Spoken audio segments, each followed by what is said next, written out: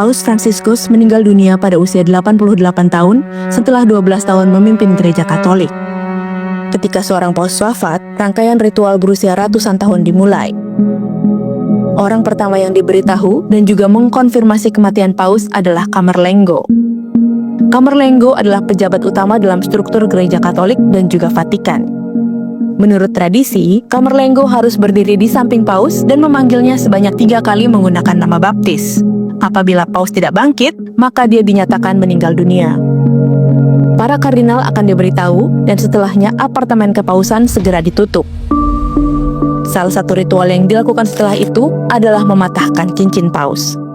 Prosesi ini dilakukan sebagai penanda berakhirnya masa kepemimpinan paus. Baru setelahnya, berita kematian paus diumumkan ke publik dan masa berkabung selama 9 hari dimulai. Lalu, sebuah pertemuan rahasia atau konklav akan segera dilaksanakan untuk menentukan paus berikutnya.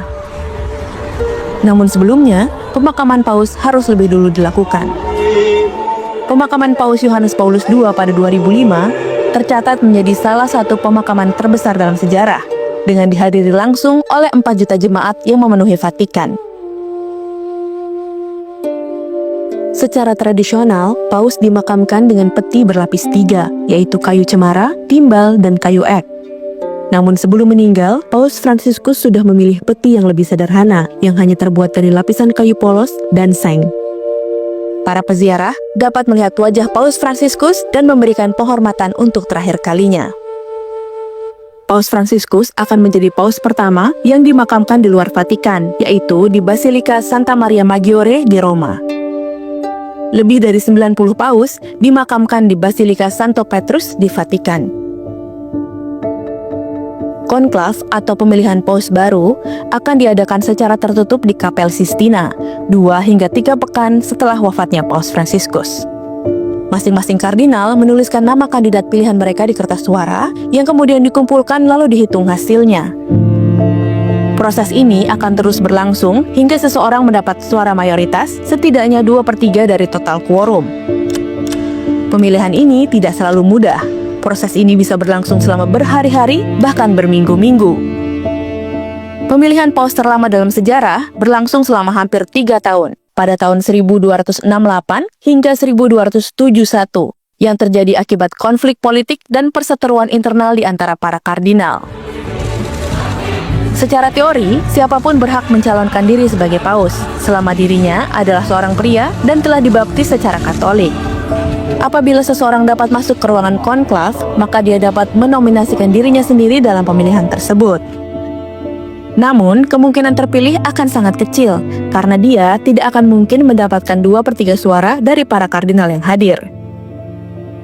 Ketika Paus Fransiskus terpilih pada 2013, dia mencatatkan sejarah sebagai paus pertama yang tidak hanya berasal dari Argentina, tapi juga benua Amerika.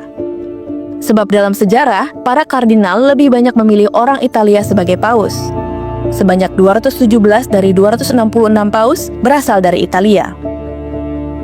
Bila semua proses pemilihan paus terjadi secara tertutup, bagaimana kita bisa mengetahui hasilnya? Sederhana, berita terpilihnya paus baru akan disiarkan menggunakan sinyal asap melalui cerobong. Asap hitam berarti belum ada keputusan. Asap putih berarti habemus papam, kita punya paus yang baru. Setidaknya 1 jam setelah asap putih muncul, paus baru akan tampil di atas balkon yang menghadap ke lapangan Santo Petrus. Seorang kardinal senior akan mengumumkan habemus papam, yang berarti kita punya paus baru. Dan yang dinanti-nanti para umat, nama paus baru. Para paus biasanya akan memilih nama baru yang berbeda dengan nama lahir mereka. Paus Fransiskus lahir dengan nama Jorge Mario Bergoglio. Dia memilih nama Fransiskus untuk menghormati Santo Fransiskus dari Assisi. Kematian paus bukanlah akhir dari sebuah kehidupan. Kematian paus menjadi awal dari prosesi kuno dan rahasia yang akan menentukan masa depan gereja Katolik. Maka dari itu, kini penduduk dunia sekali lagi menantikan munculnya asap putih dari cerobong di Vatikan.